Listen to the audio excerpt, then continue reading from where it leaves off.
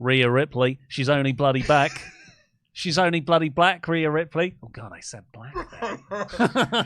she was dressed all in black. She was dressed all in black. It's what you meant. Yes. She's only bloody back. Rhea Ripley is back. You probably already knew that because it was in the spoilers from last week's episode. Not on here, though. They taped it in advance. I'm Ollie Davis. I'm joined by Luco and DAD. Welcome to the Monday Night Review, Monday Night Raw podcast review on the WrestleTalk podcast channel.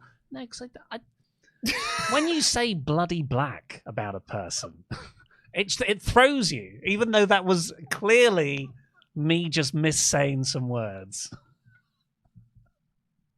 But if you haven't already, please press the thumbs up button, give us a subscribe, leave a comment down below with what you thought of this episode.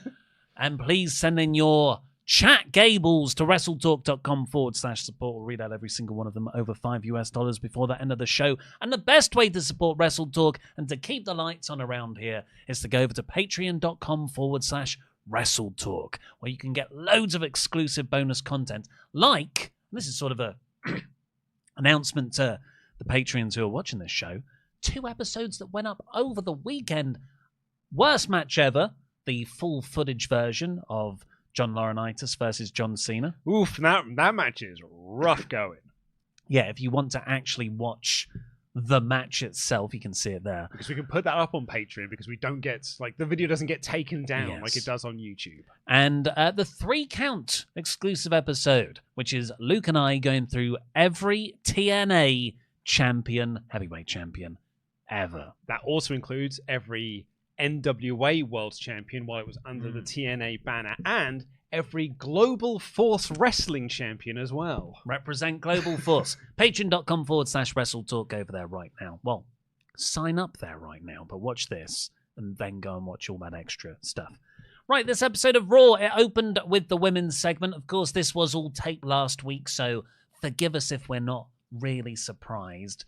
Well, we're like, oh my God, Rhea Ripley's bloody back. And I really would have been. Because I was genuinely surprised when I saw the spoilers come out from last week's Raw that Rhea was back. Like, I genuinely didn't think that she'd be back for a while. I didn't think we'd see her this side of the, until the Rumble, maybe. And also Bronson Reed siding with the Bloodline. I didn't see that coming at all. No, but genuinely. Actually, I suppose when you say that, when the Raw spoilers came out, you're like, huh. Oh, I guess...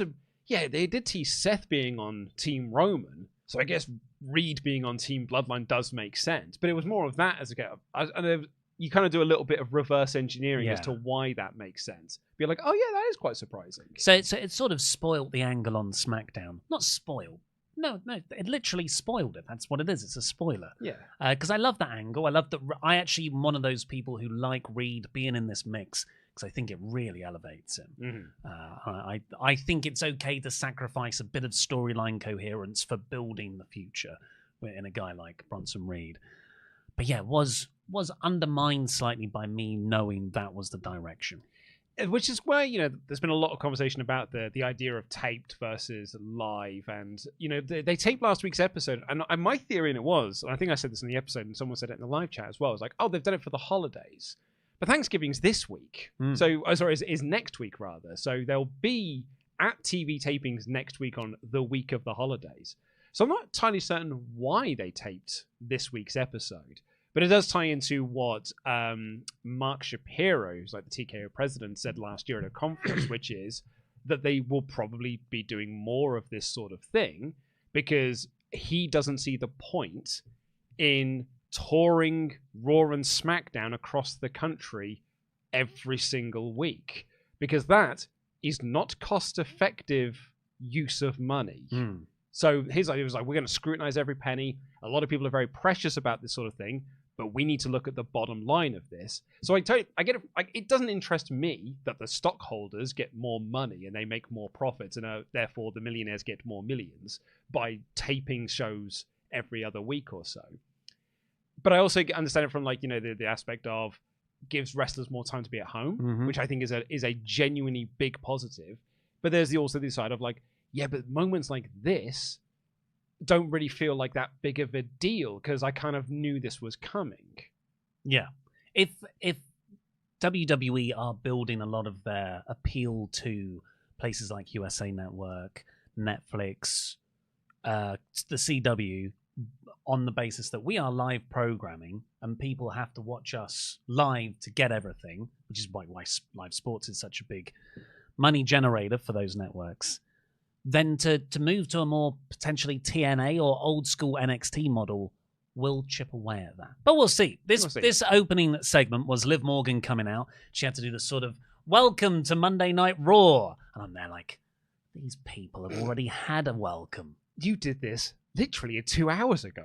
And they didn't say where it was from. No. We usually get like, we're in here, we're in this bit. And I usually go, it's wherever it is, Canada. I didn't get to do it this week. Because they're in the same place. Because they didn't point out where they were because they're in the same place. So it was all presented, they didn't pay attention to the pre-taped bit. Nor should they. That's the right thing to do. But Liv Morgan and Raquel Rodriguez come down. We got a recap from the stuff on SmackDown, which actually happened after this was taped. And Nia Jax and Candice LeRae and Tiffany Stratton all came down to join Liv and Raquel. And Nia looks at both of them and individually tells them, I don't like you. I don't dislike you. I don't think about you. Yeah. But Jade, Bianca, and Naomi, I can't stop thinking about you. Yeah, which is, to let us know that they're not really friends. They're just sort of working together, despite feuding 3 weeks ago. They're just working together for the greater good because it's November. It's the November. Yeah, okay. Yeah, for the greater good of the end of November, just before we get to Saturday Night's main event in December. This brought out the Powerbuff Girls and Naomi. Always the third wheel. She's the new Natalia. And they were like, hey, we've got backup too. It's Io Sky. So I foolishly thought we'd get an Io Sky Liv Morgan match. Why? They told because you last Io Sky week it was going to be a War Games thing. Number one contenders. They didn't say that. They did in the angle by having 4 women feuding with 4 other women. What else did you think it was going to be? Apart from me, Muggins here on 3 camera, I thought it was a traditional 5-on-5 match. But of course it's random assortment of people. Of course it's a War Games thing, not a singles match. Well, I thought Io and Liv could have a singles match and the rest of them could do their... There's only 5 matches on the card. Yeah. So they said we've got Io, but I thought Liv was really fun as a heel on the mic here. She goes, well, there's only 4 of you still and there's 5 of us, so I guess the only question now is who gets to throw the first punch? Great tee-up line for Rhea Ripley's music hitting. Rhea comes down like dressed all in black, which is what I said earlier, but also having an orbital mask on. Yeah, she has never looked more like Noel Fielding from the Mighty Boosh as a character than she did in this segment here. Because she's both an emo and a sort of Phantom of the Opera thing. Yeah, because she's like all in black, she has got the Noel Fielding goth hair. Yes, yeah. And she's sort of had like I'm going to wear a really funny mask and that'll be the character I am. And I'm Cheese McFace and that'll be the character I am for this episode. Are you making light of the Mighty Boosh's irreverent style of comedy? Yes, I am, because what I proved there is that any old bugger can do it. Yeah, but there's going to be teenagers all over the country no, there is that think not. They're the best thing and they're actually really funny. Oh, I see. You're also making fun of... I never got Mighty Boosh. Me neither. But weirdly, I really like them when they're not doing Mighty Boosh. Yes, absolutely. I think Julian Barrett's a fantastic, weird actor. So funny. And Noel Fielding, I just enjoy him in most of the things he does since. I've really enjoyed him on Great British Bake Off. And the IT crowd. Or the IT crowd. I think it was the IT crowd. It was the IT crowd. Yeah. What? Oh yeah, Rhea Ripley. Yeah, I can get behind that reference more though than a lot of people are just saying Cody Rhodes. Come on. Apart from that, yeah, the mask. I guess so. I was about to say. Also, that was like 10 or so, 15 years ago. But my reference is actually older than that. Yes. Mine's from something when I was a teenager. So Rhea Ripley comes down, Liv looks terrified, and Rhea Ripley just gets the mic really quickly and screams at Liv Morgan, War Games. It was awesome intensity. Very cool. I think this is the best that Rhea has looked for 2 months. I think I could agree with that. Because it's like she's been overpowered, I would argue one-dimensional, stuck in the same feuds. And I'm just like, every week I've been less and less into Rhea Ripley. And it's like that time Kane went away for a week. And it was the biggest return of all time. I know exactly what you're talking about. The one where Paul Bearer comes out and brings back Kane. Yeah, and it's genuinely one of my favorite wrestling returns ever. And he was gone for about a fortnight. Yeah. Rhea Ripley, when she comes back here, she's gone all of a week. Really, 2 weeks, I guess more 2 or less. weeks, but pre-tape 1 week. 1 week, yeah. But we all thought she was going to be out for a while with that injury. So really good surprise, and I yeah. thought very good performance. I do have kind of mixed feelings on it, in the sense of this was awesome. Should I just say they all brawled and then the baby faces stood tall? Yeah. Very cool segment. A genuinely surprising return, even without the sort of spoilers coming out. Reading the spoilers, oh wow, Rhea Ripley's back already, and she's going to be wrestling at War Games. That is a genuine surprising thing, and I think the segment was very cool when Ripley came out. Bit sort of formulaic up until that point, but Rhea Ripley had some very good intensity, and I very much like that.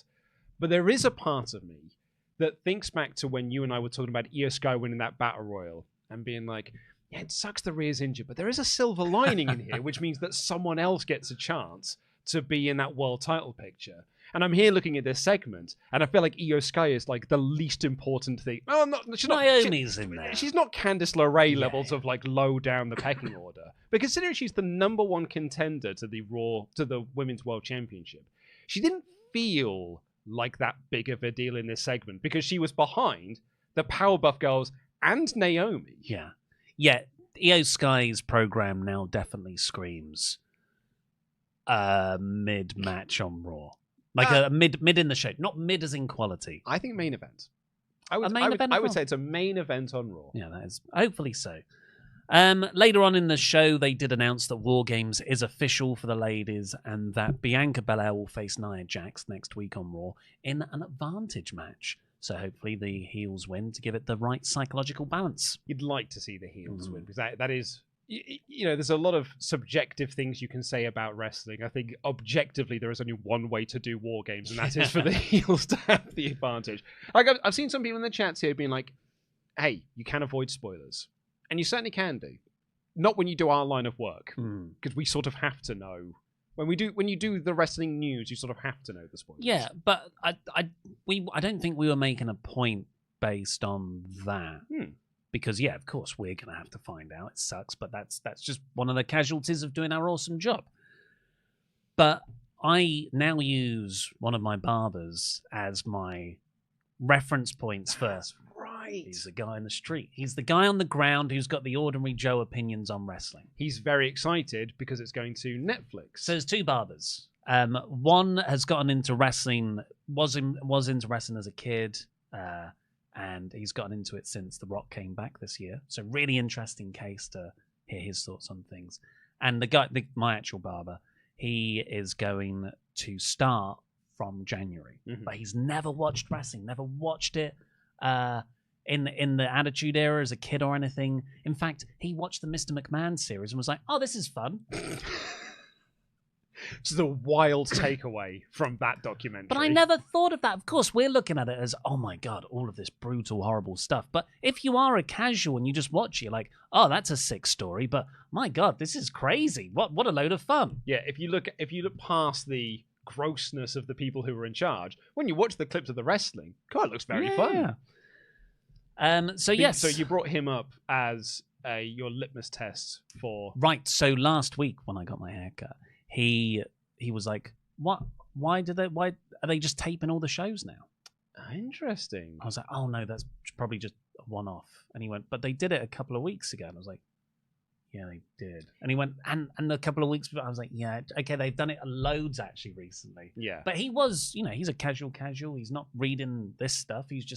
He's on Twitter and he sees stuff. I know you can avoid spoilers if you don't go onto websites like ours and things like that. But if you are a casual and you're just going through Twitter, it might come up. And yeah, you could stay off Twitter, and I would recommend it for like a week.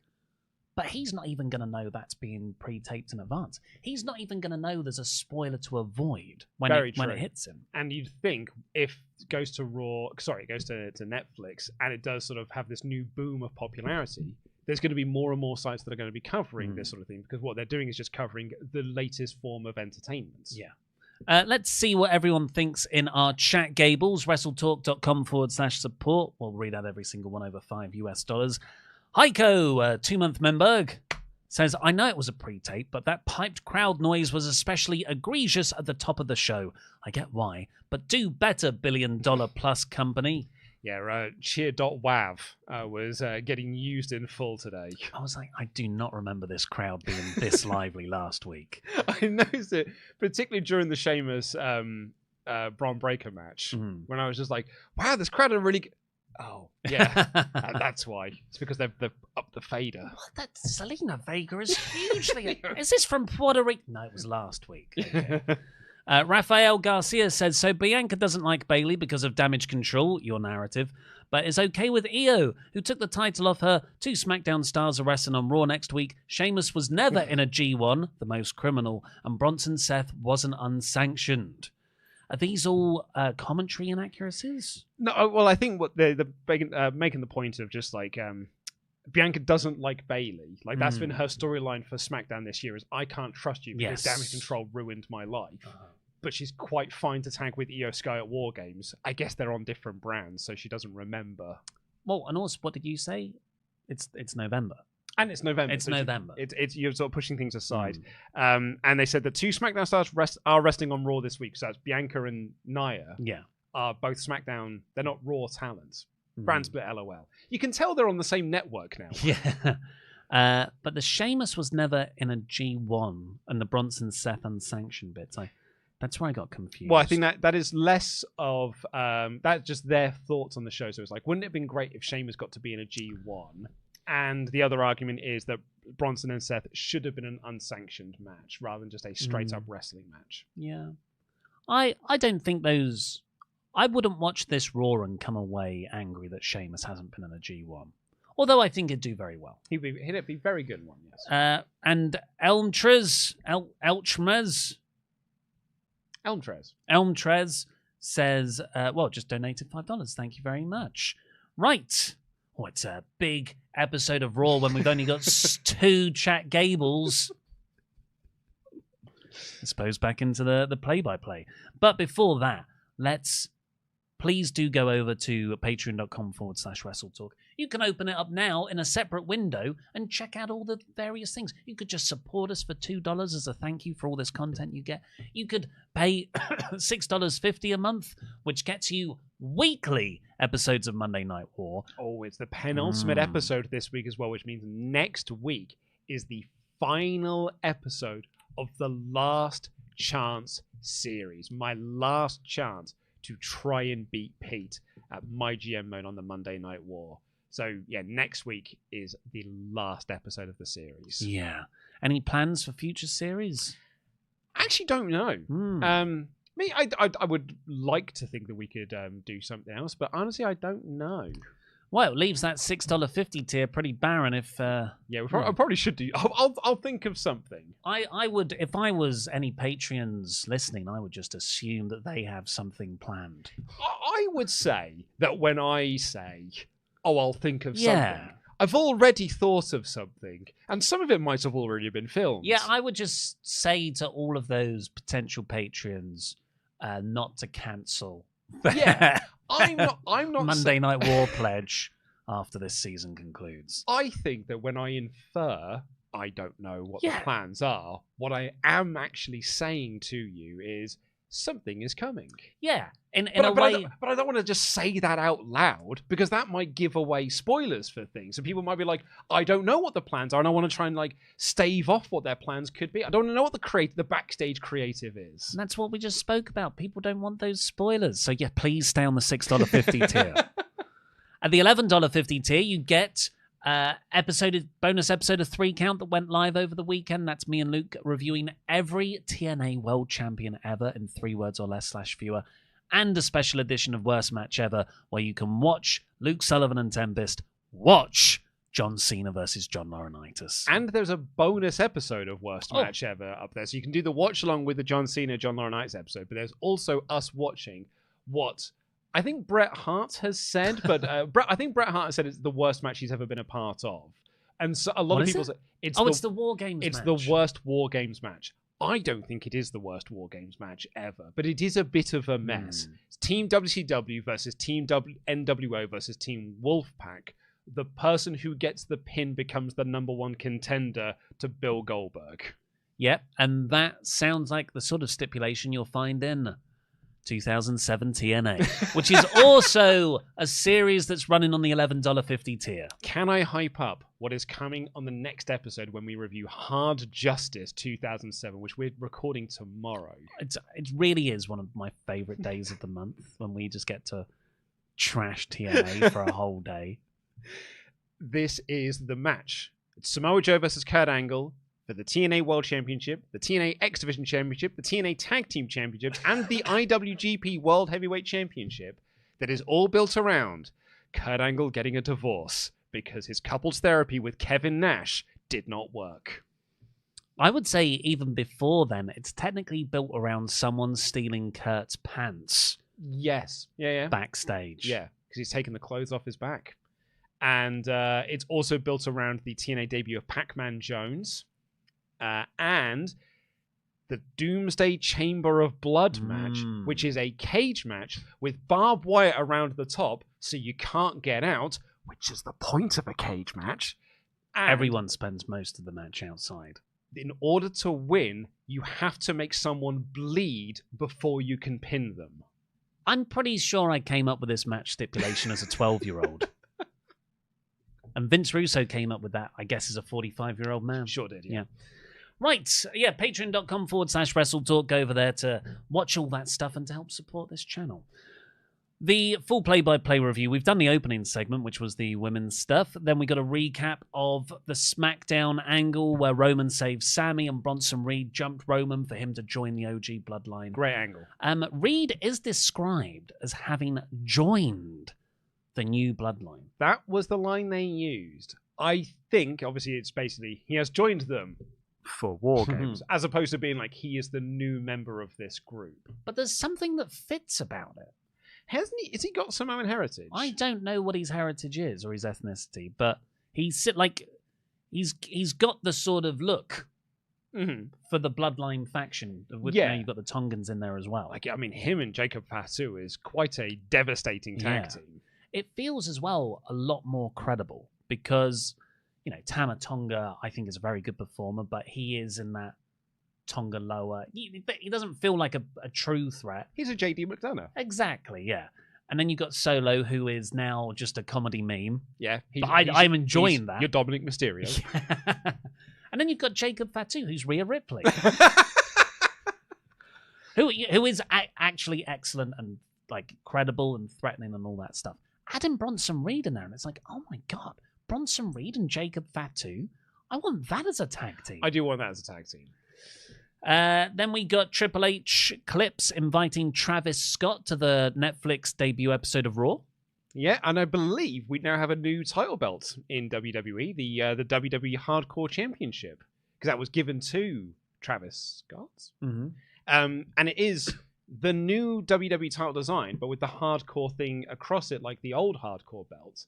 And then he invited him to Raw Netflix, which makes me think they're going to do a hardcore gimmick on that episode, where, like the old backstage skits of the day, where you would do title changes throughout the show. Fun. I think it's TV-14. You see that listed on Netflix? That actually doesn't mean anything, because like you can list anything as TV-14 now. It just like doesn't really change much of anything that you actually do on the show. It's more for advertisers than it is for anything else. But I think if you do that and it gets changed around between loads of celebrities and sports stars or music people or WWE legends, I think that would be a great through line for these new fans coming in. Probably not to expect it every single week, but for your first debut episode, I think that's a really fun thing to do. Get it on Mike Tyson.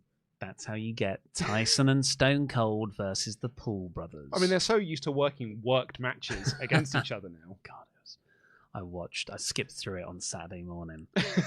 Oh, it's embarrassing, that match. That fight. Rey Mysterio and Zelina Vega took on Chad Gable and Ivy Nile in an intergender tag. This was where I was like, is there boosted crowd? Not yet. Yeah, there is. This was a fun match, though. Chad tried to stop Zelina getting the hot tag by holding her boot. That got a load of artificial heat. Yeah, because... And he said boot. Yep. Boot? Yeah. What did I say? Well, no, I was saying you did say boot. He didn't grab her by something else that... Okay, yes. Yeah. And Ray got the tag in there, and the sort of revenge from Zelina was Ray launches her up to the top rope where Chad's sitting, and she hits this Hurricane Rana off the top rope. Yeah. And Ray hits a 619 to win. Very good house show action. And very, very enjoyable. It was your only women's match on the card tonight, technically. Yeah, but they got a big main event last week. Yeah, they had your one match. Back to the back of the line now. I will say WWE are booking the women's division steady now. Prominently. It was because you got to do They had the main event. I think, isn't there a stat that they had the main event of every show last week? Oh, they probably did, yeah. Yeah, Raw's main. I can't remember what NXT's main was. Oh, NXT's main was the no, it was the 10-woman tag. That was the previous week. But then SmackDown was Nia versus Naomi. Mm-hmm. So they're doing pretty well there. But more, this is just a shame for Chad Gable for me, because this felt like the conclusion to the LWO beef that's been running for about 6 weeks, and he lost. Just like American Made lost to Wyatt Sicks.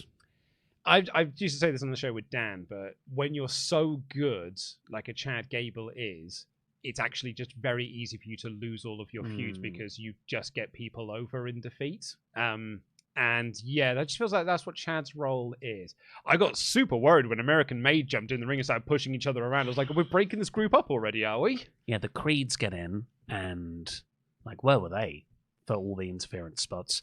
And Chad just pushes, I think it's Julius. And Julius is like, what are you doing there? And yeah, it felt like, oh no, they're not doing another breakup angle.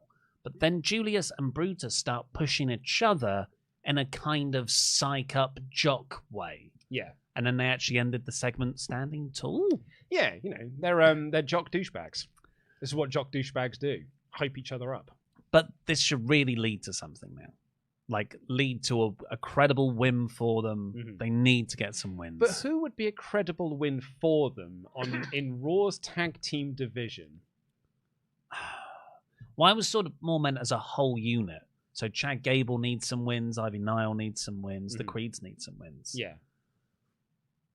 Because I think this is kind of what I mean with the women's stuff. I kind of gave a bit of a sort of a side eye. So I did my office style side eye to the camera when you said they are doing things really well. I felt it.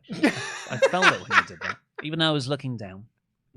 Because yeah, sure, you can say, oh, they opened and closed all the shows last week. It's like, yes, but the quality's not very good. It is very, it's lipstick service, as you would say back in the day. And I kind of think the same thing here. It's like, oh, yeah, we can give the Creed some wins. But I'm like, yeah, but against who? Because I think there's really only one credible tag team in Raw's tag team division right now, and it's the War Raiders. But you're not going to have them beat the War Raiders. Yeah. Like, if they beat American Alpha again, like, that doesn't really do anything. If they beat the New Day, the whole point of the New Day is they lose at the moment. If you beat the Judgment Day, I don't think that really means much of anything, even if it is they're the tag team champions. I think there's a lot of rebuilding, but I think we're at least seeing the building blocks for the tag team division of, like, here are some teams. We now need to make them all feel credible. Maybe they'll just wait for January 6th. Why? Well, that'll be the date. All the big programs start. I see what you're saying.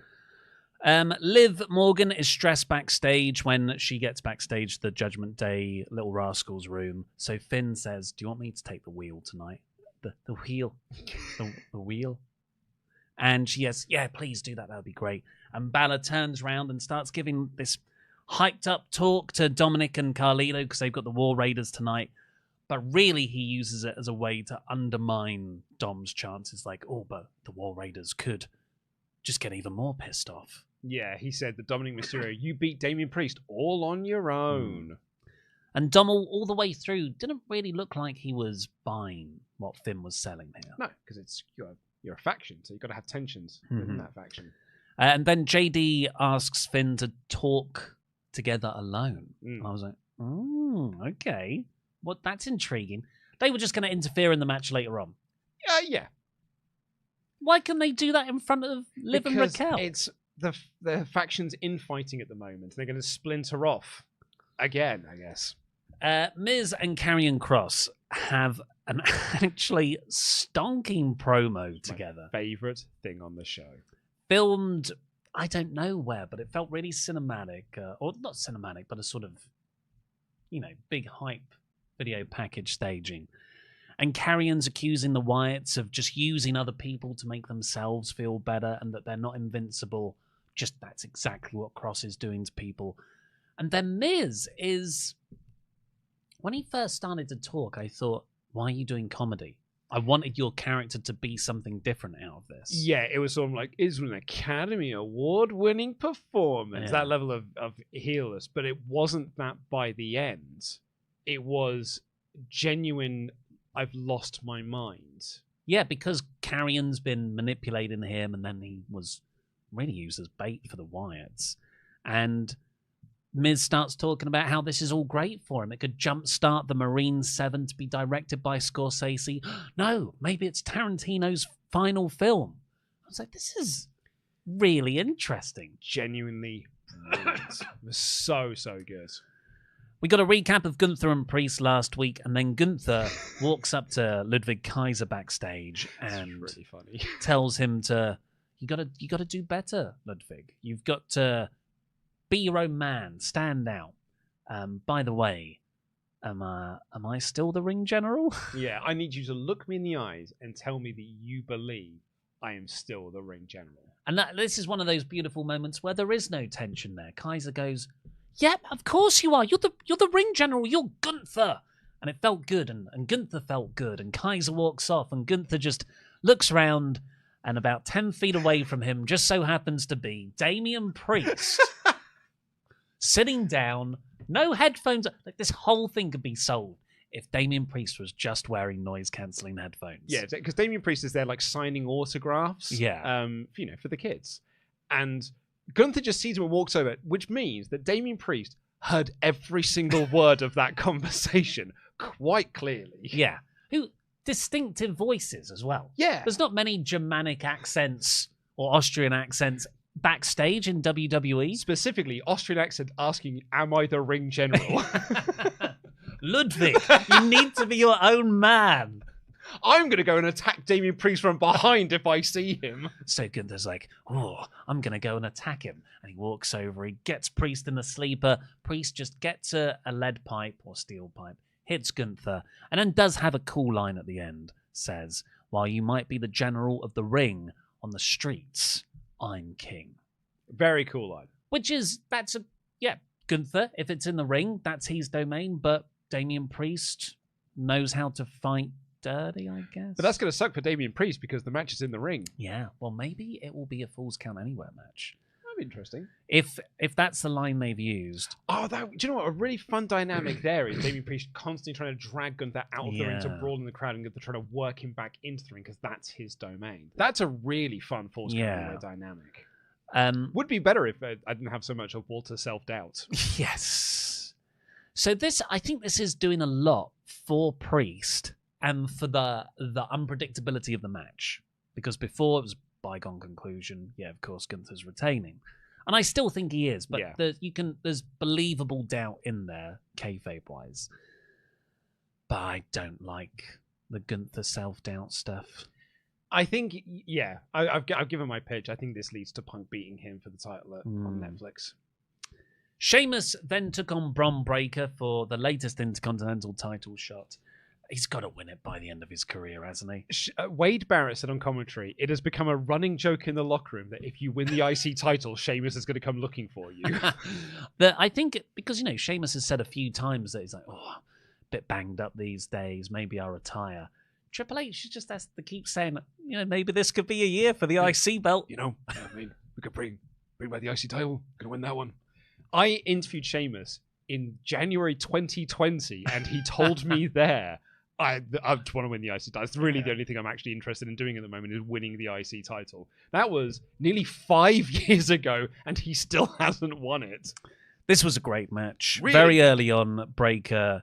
And Sheamus gave a lot, but it was Breakker really putting his body out there. He hits a leaping clothesline off the apron on Sheamus through a table. I don't know what the top rope move was to the outside? It looked like he was going for a clothesline, but he somehow rotated himself into doing a blockbuster. Yeah, he's too powerful. Yeah. He leapt and he rotated too much, I guess. Yeah, thank God it turned into a blockbuster. Otherwise, he is going directly down into the earth. Yeah. I thought this match was really, really awesome. I think I probably should have seen the finish coming, though, particularly because, spoilers and whatnot. But I actually didn't remember this from the spoilers. But what I should have seen coming is Triple H has got a 3-way feud planned.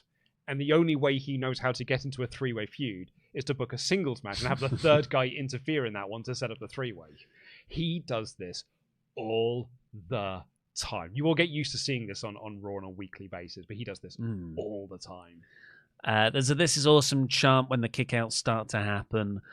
Bron goes for the spear, but it gets into a brogue knee, not the brogue kick, because no one kicks out of the brogue kick. It's my favorite near fall. I don't think I said this years and years ago when he first started doing it. It's the greatest near fall in all of professional wrestling, because every time he hits that move, people think in the crowd he's hit the brogue kick. Yeah. And it looks like it. This move, it's like hitting the side effect. No one ever gets pinned by this move, but everyone thinks you might get pinned by this move. Sheamus charges up to hit the full extended brogue kick, but Bron spears him, but Sheamus just rolls out as he's going to make the pin. So really great. Dramatic. Bron's outside. He's going to do the charge around the ring. But that's when Ludwig Kaiser attacks him for the DQ, attacks Sheamus too. I know you're down on it, but I thought this was very well done. Look, I'm only down on the copy and paste booking that Triple H has got for triple threat feuds, but I thought the execution of this was really, really great, particularly as well because it got the right kind of heat. I thought this was absolutely awesome. Jay, Jimmy, and Sami are talking to Seth backstage, and they're trying to ask him again about the War Games team. And he says, look, our team with you, Jay. Our team with you, Sami. Our team with you, Jimmy. Why? And I thought, what? I get Sami and Jay. Are you cool with Jimmy? Well, he's a babyface now. It's November. But he won't stand side by side with Roman. He's going to drop Bronson all by himself. He won't even make it to War Games. You won't need to face him. So, this was in my news episode today. This isn't a report. It's just the speculation that Seth could be a misdirect. And actually, the fifth member could be CM Punk via Paul Heyman getting Roman's fifth man for him. Really like it. I like it too. A wonderful little bit of character because of the connection between Heyman and Punk. And it makes Rollins not look like a hypocrite. Yes. Because he has now spent 2 weeks being like, no way am I tagging with Roman Reigns. So if it is just a one complete misdirect, I think that's absolutely awesome. I think that's genius. Because I was expecting, I don't know, a bigger angle at the end of this show to make me go, oh yeah, now Seth has to side with the OG Bloodlines. But it didn't happen. I don't feel like there's enough there. It's November. The angle is, it's the November. 19th of November. Yeah, I just feel like Seth has been so adamant against teaming with Roman. He can't. There's not enough time to get him from a character space to team with him. The only way you would work it sort of narratively is I'm not attack Becky Lynch. I'm not teaming with Roman Reigns. I'm only doing this so I can get my hands on Bronson Reed. Like I've got no interest in anything you're doing.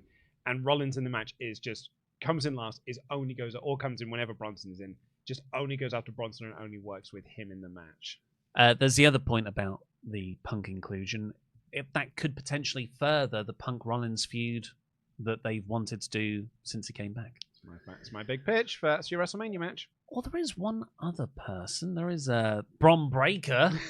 Because Jimmy Uso spoke to Bron last week and we never saw what happened there. That was a YouTube exclusive. It was on the... No. It's not in your timeline. Don't Mandela affect me. Dakota Kai got a pre-filmed vignette about how she's ready to show everyone why she's a champion. I thought, that's a weird thing to say. You're not going anywhere near Liv Morgan's mid-card women's belt for Raw. See, I like your direction more because when I first saw that, I was like, it's a pre-tape show. They didn't tape enough. So you pad out the 2 hours of runtime. On that Bloodline segment, I quite enjoyed that the end of the segment was Jimmy, Jay, and Sammy watch Rollins leave, and then Jimmy goes, "No yeet," and that could have just been like in the same way when Jay did it, went, "No yeet," and he walked away, and it was quite lame. But Jay looks at him, being like, "Why are you being lame? Yeah, why? Like, don't. That's not. Now is not the time. Yeah. Now is not the time for that, Jim." Well, I think Jimmy's really underrated as a comedic performer. Dakota Kai seems separate from Damage Control, though. Well, It's Io's felt not like working them at the moment, is she? Yeah.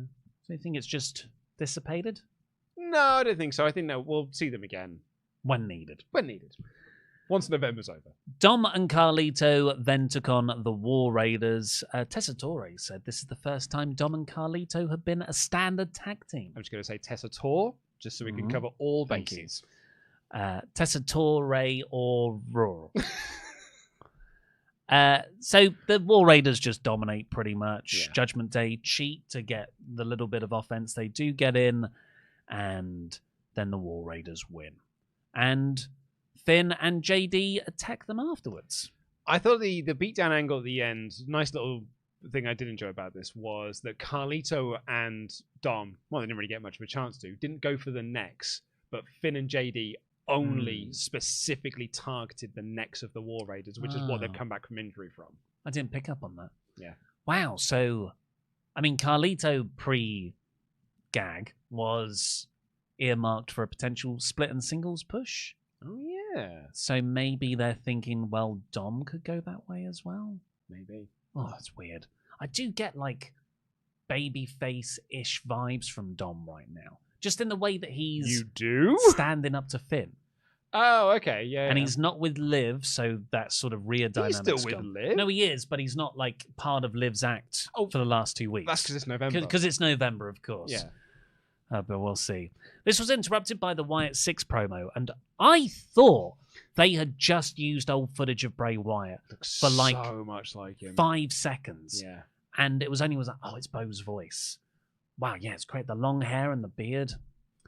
And like before, I would always have thought, oh yeah, Bo Dallas, classic Bo Dallas, doesn't look that much like Bray Wyatt, Eater of Worlds.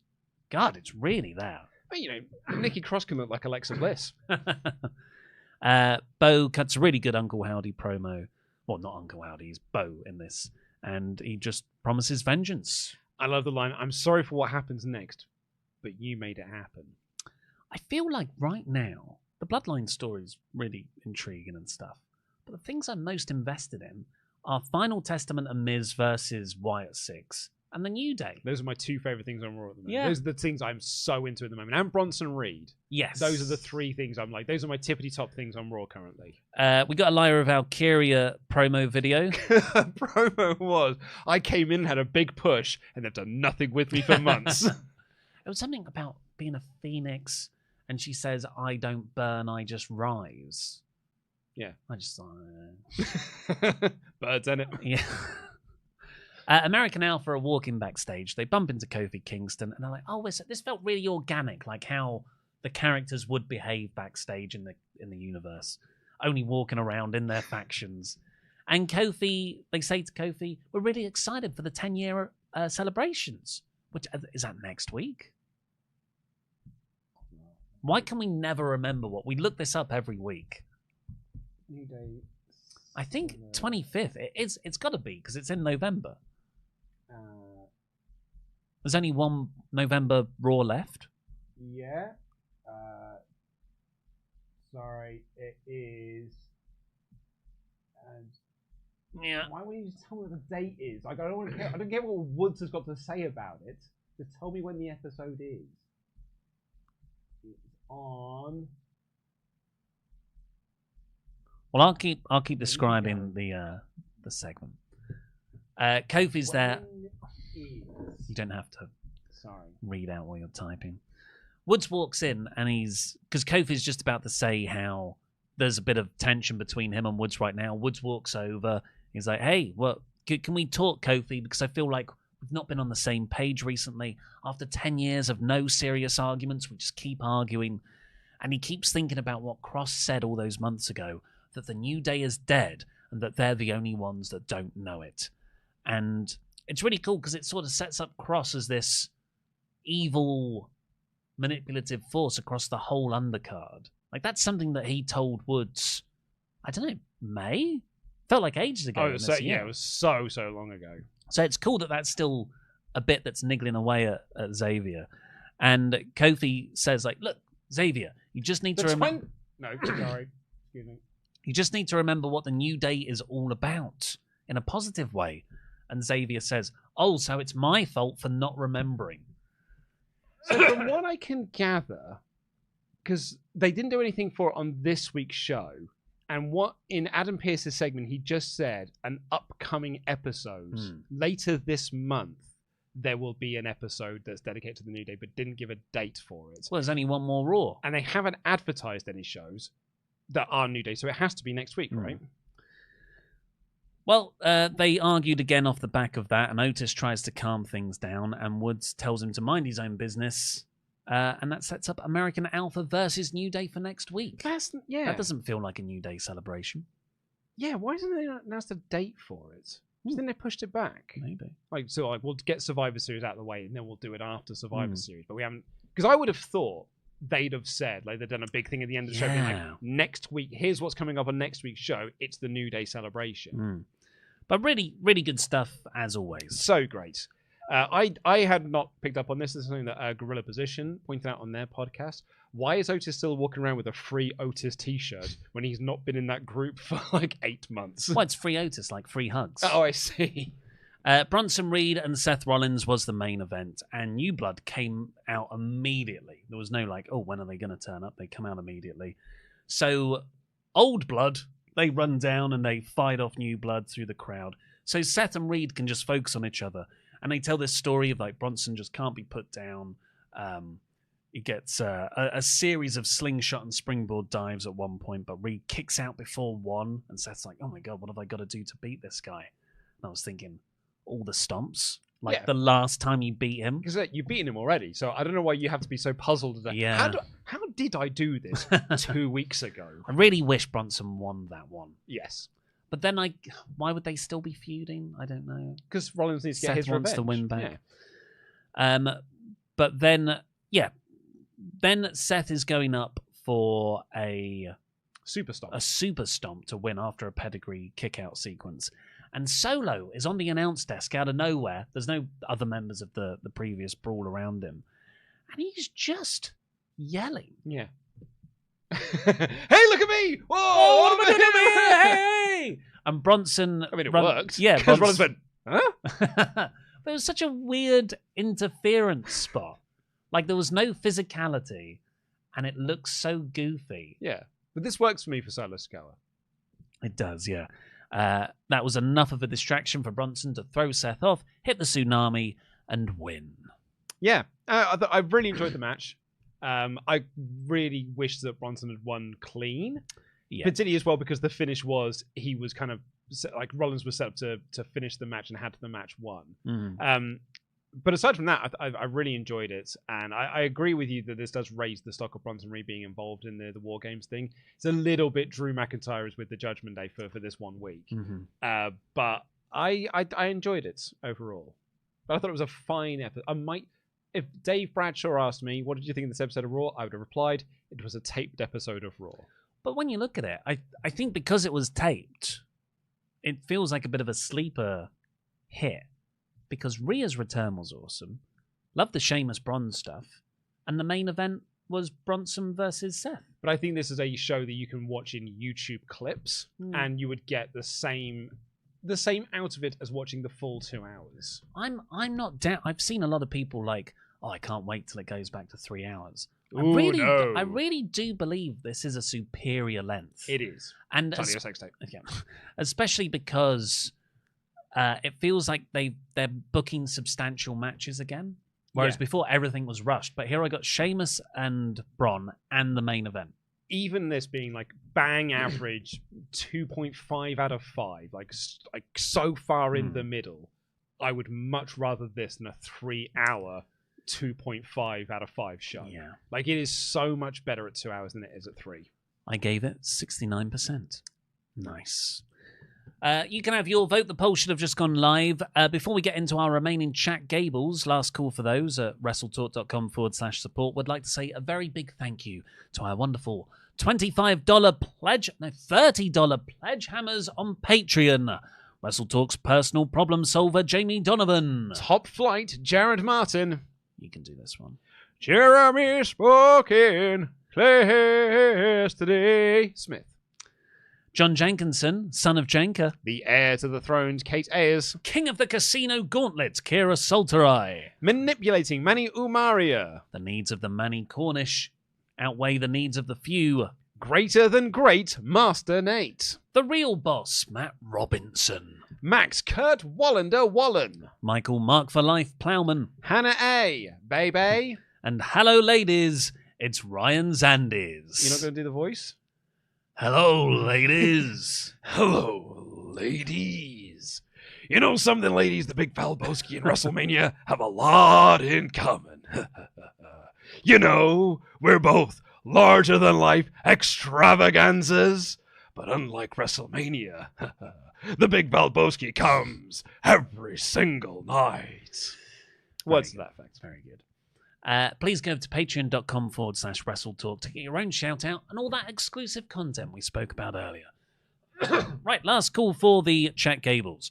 Real Double J says, Seth, down to the ring next week. Don't worry, lads, I'm here now. Sammy breaks it to him. We needed you. We don't anymore. Someone else stepped up. Punk walks down to the ring as WWE savior. For extra shoot points, he asked Seth how Saudi was. Ooh, I like that line. That's really good. But that does put the whole company in a bad light. I don't think Punk will be saying that. He's the voice of the large corporate enterprise he signed with. Archie Biggs says, there are too many people that need 2 main event slots at Mania this year. Cody, Punk, Cena, Rock and Roman. And most needed is the women. They need a main event when they've missed the last 2 years. Anyway, love the podcast so much. Thank you, Archie. But I don't think it's happening this year. There won't be a program that is big enough that will be bigger than Cody versus blank or Roman versus blank or Punk versus Seth.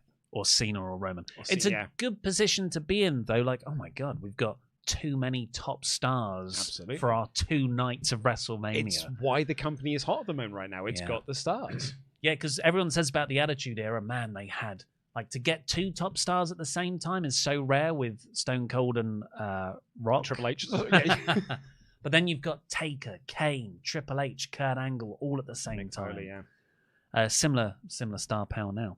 Kevin says, this is the most I've been into the Miz in months. Years for me.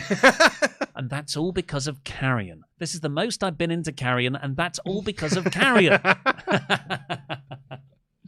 Also, I really like Woods' character progression. Can't wait for the 10-year celebration. Yeah. This is me talking whenever that is. I can't say enough good things about Karrion Kross's work. Yeah, it's honestly so great. I said this on the 3 count episode, but like the man in orthopedic shoes, I stand corrected. It's like we always knew Karrion because, I don't think we've interacted with him. Maybe we've just messaged privately or stuff, or we know people who know him. Such a nice guy. Proper lovely bloke. And it's always been so tough because we're like, well, we know you're such a nice guy, but, we look on screen and that NXT main event push didn't really work. The booking has worked against him as a person. Yeah. But then also there comes a point where you're like, does he just not fit in that part? But this stuff, you're like, this is the potential that we thought you had. So I'm so happy for the guy. Yeah. I think he's knocking it out of the park. Roach Senpai says, hey guys, just wanted to suggest a worst match ever. That Tyrus match. You know the one. Oh, yeah. Also, about Raw, who's going to break up first, JD or New Day? To be honest, Judgment Day has been pretty meh lately, chasing Priest for what reason? Go bigger, Judgment Day. It got boring months ago. I mean, Judgment Day will never split up. There'll be some things that will survive the nuclear holocaust. There'll be, Twinkies, TNA wrestling, and Judgment Day. Yeah, in the post-apocalyptic dystopian city, you'll still be able to watch Impact. It'll be, you get the 10 minutes of news broadcast every day just to find out what's happening, what other cities have gone down. And now on Impact, New episode. How? It's an Ultimate X match. And the Judgment Day will survive the nuclear holocaust because they'll just be in their den arguing, not knowing that it's lead lined. Space Viking says, I'm gonna hope Bron is the fifth man. I figured it would be due to Heyman managing him that one time. Bron? Did he go down to NXT? I think that's where that is. But I think this will be a Jimmy Cool. Women's match should have been a traditional Survivor Series match. This emoji, shrug emoji. Is it time to give Kross his flowers? That's a phrase I hate, but for Kross, I will give him his flowers. I will too. Ket. I'm not a fan of War Games / Blood and Guts. I'd rather they bring back the classic Survivor Series elimination matches, no brand warfare. You can never go wrong with a giant 5-on-5 tag match. I think this format can be booked better under Triple H. Yeah. I think they would end up being the same sort of matches you had previously, just without duff finishes. Yeah. You were, I mean, unless Triple H is involved in the match, then it can all be built around him. I'm actually going to not only beat all of SmackDown, I'm going to beat some of my own teammates as well. Mm-hmm. Anonymous has donated $20. Thank you so much. Please let the team know what your name is, because it must have gone lost. What's up, guys? Couple things. What's going on with Gunther? Doesn't work for me, guys. Plus, maybe it's just me, but how Bo's look tonight should be his look. No mask or white hair. Pop quiz. Who won the debuting Survivor Series elimination match? Not very good at. I mean, this is Jerry Lawler. It's not my era, unfortunately, but I think Randy Savage was on the team. I've got three. There's three wrestlers. Randy Savage. Jake? Well done, Jake Roberts. Yeah, and I don't know who the third one is. Ricky Steamboat. Should have got Ricky. But yeah, Gunther not working. And Bo's look, I think it would be weird if he kept tonight's look as he's forever look, just because it is so close to being Bray. You don't want to be a Bray impression. I think you want to be a Bray homage. So I still think the Uncle Howdy stuff looks good. Yeah, I run the hot and cold on the mask and the hair that goes with it. It has gotten better. He's no longer be like, milady. But I do like how I like how there's Bo Dallas and there's Uncle Howdy. I think that works really nicely. Aiton W. Hogg. Bronson Reed does have Samoan heritage, but not related to the Anoa'i family. So that makes him Uso adjacent, just like Samoan Joe. Fascinating. There you go. Kevin. There's another one that's not related to the Bloodline.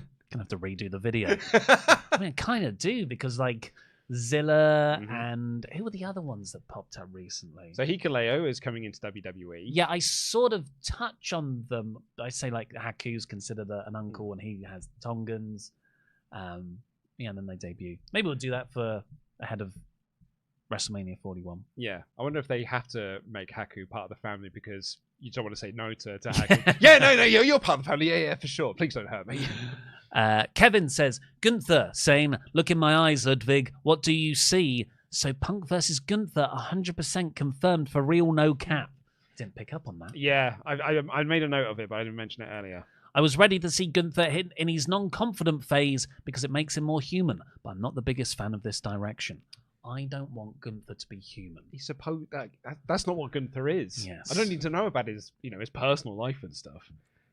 Brandon, fact check here. Heyman introduced Bron Breakker in NXT ahead of his match with Carmelo Hayes in October last year. Yeah, I thought so. So that was one of those big head-to-head with AEWs. Oh. Quick, guys, get down there. Put all the main roster stars on the show, yeah. And finally, for now, just think about it. Says, Dear Ollie, please consider keeping the moustache. You look handsome. Strong jaw. Thank you very much. That's not the reaction I've been getting from the office. Or your partner. Yes, she doesn't like to kiss me because it's either tickly or it's scratchy. Yeah. And I just want to say to you, okay, I'll get you pictures of Spider-Man. Just stop asking me. What? You look like J. Jonah Jameson right now. Oh, do I? Oh, I guess I do with the... When I saw you we had a video call yesterday, my first thought was like, all right, I'll get you some pictures of Spider-Man. I'm going to wear for the news, I should wear like the full Jameson shirt with the big collar and tie and clip. Also, wasn't you supposed to do something for this episode? Oh, you know what? You know what? That is honestly at the top, ahead of get blank Secret Santa gift in the office. Yeah. It is get Luke 10 quid out of a cash machine. £10 quid. I forgot. And you know what? I was at the arcades the weekend on the seaside. Were you really? Yeah. And I was like, I'll get Luke out 10 quid here because I need money to play on the machines and stuff. Yeah. But you can just tap now. Oh, You go up to the machine, you tap your phone, and it gives you 10 £1 coins. Oh, that's less fun. Well, What do you do for the 2p machines? well, then you put £1 in the 2p dispenser, and you get 20? Yeah. No, more than that. 50. 50 2p coins. Okay, so you get your pound coin on your, like a digital pound coin on your phone. No, you get physical pound coins. Okay, so where do you get those from?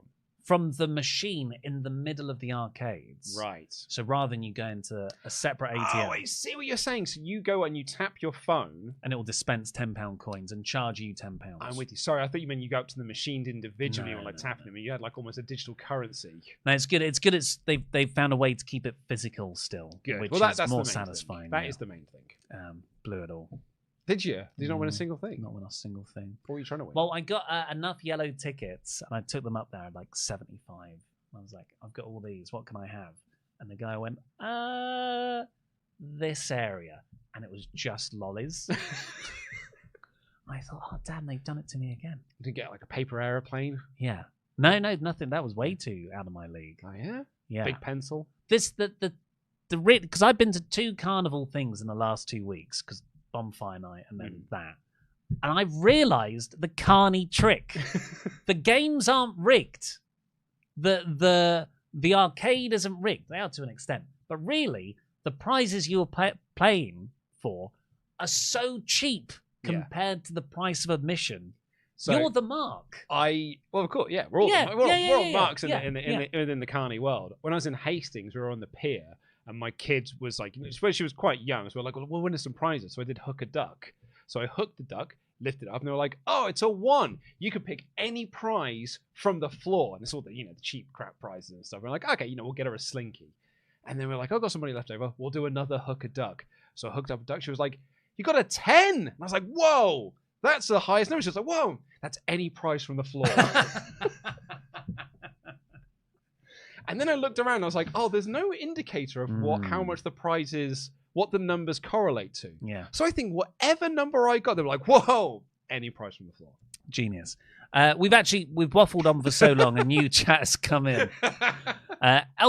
Elchmez again says, Arteta bottling the Premiership title even after City likely getting point deductions, meaning they should be out of the title race. Have you meant to text someone and accidentally chatted into this show? Do I need to call Sullivan? Brandon's clarified it here. He says, Heyman introduced Bron Breakker in NXT ahead of his match with Carmelo Hayes.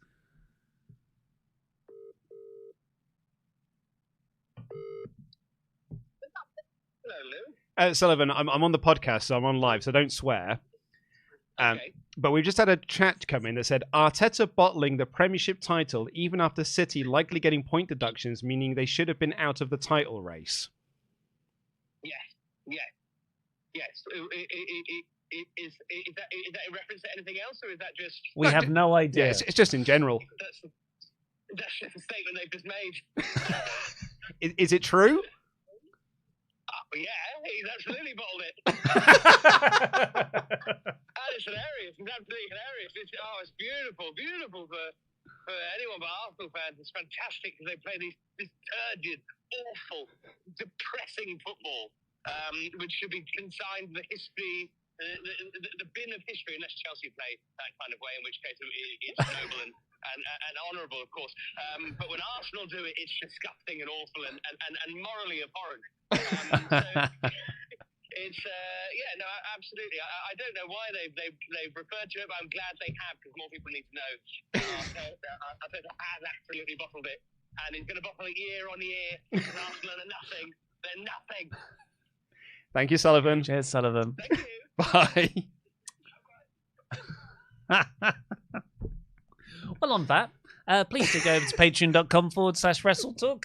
I've been Ollie Davis. This has been Luke Owen. Jam that jam. Jam that jam. Oh, the poll!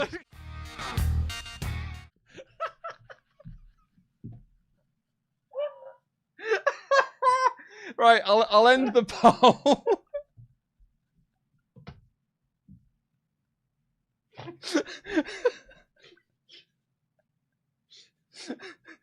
I got distracted by Arteta.